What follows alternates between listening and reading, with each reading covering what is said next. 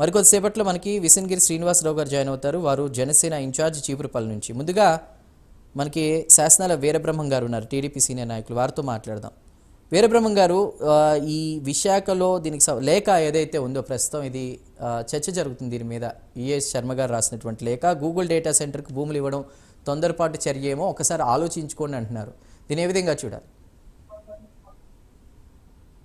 నమస్కారం సార్. నమస్కారం. ప్యానల్ ఉన్న మస్తాన్ రావు గారు, అలాగే వెంకటరమణ గారు, అట్లాగే మీకు ప్రైమ్ 9 ప్రేక్షకులందరికీ కూడా నా ధన్యవాదాలు. రిటైర్డ్ ఐఏఎస్ అధికారి గారు శర్మ గారు మాట్లాడుతున్నారు. ఆలోచించండి. ఏదైనా సరే ప్రభుత్వం అనేది ఏదో ఒక రూపేణ డెవలప్ చేయడానికి అన్ని రకాలుగా ఏదో ప్రోత్సాహకాలు ఇవ్వడానికి ఎవరైనా ఉంటారు. గత ప్రభుత్వం మాదిరిగా ఎలాంటి డేటా సెంటర్లు ఒక్క రోజు కూడా ఎక్కడ పెట్టలే. అయినా కూడా మా అధినేత సీఎం చంద్రబాబు నాయుడు గారు అక్కడ వాళ్ళకి ఇచ్చే మాట ఇచ్చే మనకు ప్రత్యక్షంగా కానీ పరోక్షంగా కానీ 75,000 ఉద్యోగాలు వస్తాయని మా నాయకుడు కూడా చెప్పడం జరిగింది. ఎవరైనా ఉండే ప్రోత్సహించడానికి అవసరం.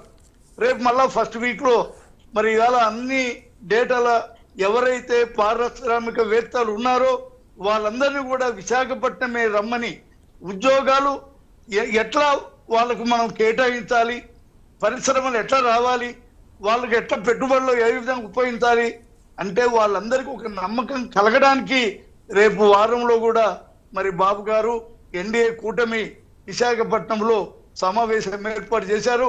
దాంట్లో వస్తారు. అయితే మరి 75,000 ఉద్యోగాలు పక్క వస్తున్నాయి. మీరు ఎందుకు ఇచ్చారు, ఎట్లా ఇచ్చారు ఏందనేది కూడా సరైన విషయం కాదు.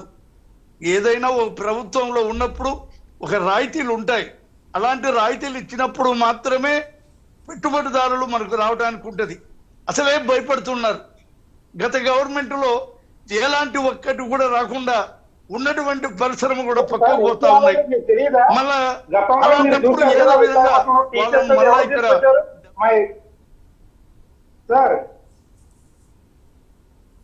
బాగుంటారు. అందుకైనా ఏదైనా సరే వాళ్ళకి ఇవ్వడమేమి కాదు, ఇవ్వాలి. గూగుల్ అట్లాంటి సమస్య ఇచ్చేనే మరి బ్రహ్మాండంగా ఉంటుంది. సరే, గూగుల్ సెంటర్ గతంలో మేం పెడుతున్నామని వైసీపీ నాయకులని అసలు ఆ మాటే ఊసే లేదు. మేం పెడితేనేమో ఏదో విధంగా క్వశ్చన్ చేయటాలు ఈ విధంగా చేస్తున్నారు. ఏదైనా అక్కడ ఇవ్వడం చాలా కరెక్టు.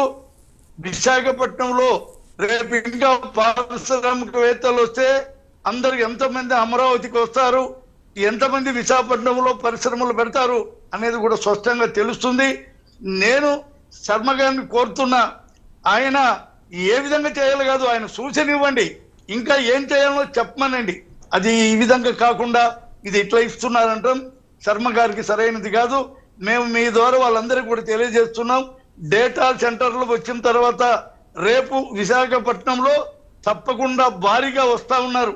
ఎక్కడ లేని ఒక నమ్మకం కలిగింది. అంటే కొన్ని సెంటర్లో విద్యుత్ ఉండాలి, నీరు ఉండాలి, అన్ని రకాల ఫెసిలిటీస్ ఉంటే గాని ఆ పారిశ్రామికవేత్తలు మనకు రారు. అంతేగాని నీళ్ళు లేని చోట ఇంకో చోట చేయడంలే.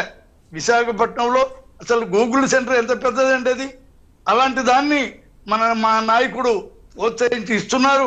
దానివల్ల మేము కూడా మా ముఖ్యమంత్రి గారికి, ఎన్డీఏ నాయకులకు, ఎన్డీఏ కూటమి కూడా అభినందనలు తెలియజేస్తున్నాం. శర్మ గారు సూచన చేయాలి, ఇట్లయితే బాగుంటుంది, ఇది ఇవ్వాలన్నా లేదని చెప్పాలి. కానీ మీరు ఆలోచించండి. ఏం ఆలోచిస్తామండి? గత ప్రభుత్వం చేసిన నాశనం అయిపోయింది ఈ రాష్ట్రం. మళ్ళా మనం కోలుకోవాలంటే కొంత జరగాల. అది జరిగినప్పుడే కొంత ఆదాయం వస్తుంది. ఆ ఆదాయం వచ్చినప్పుడే ఈ రాష్ట్రం అభివృద్ధి చెందుతుంది. అసలే అప్పుల ఊబిలో ఉంది ఈ రాష్ట్రం. అట్టాడు దాన్ని ఏదో చేయాలా. అందువల్ల గూగుల్కి ఇవ్వడం కరెక్టే. రేపు అందరికి ఉద్యోగాలు వస్తాయి. మేము చెప్పిన విధంగా అన్ని ఉద్యోగాలు ఇవ్వడానికి ఈ ప్రభుత్వం ముందుకు వస్తుందని కూడా మీ ద్వారా వారికి తెలియజేస్తాం. ఓకే, వెంకటరమణ గారు మీరేమంటారు? ప్రభుత్వానికి రిటైర్డ్ ఈఏఎస్ శర్మ లేఖ ఎందుకు రాయాల్సి వచ్చింది? ఎందుకంటే మనం ఇప్పుడు తెలంగాణలో కంపెనీలు ఇవన్నీ కూడా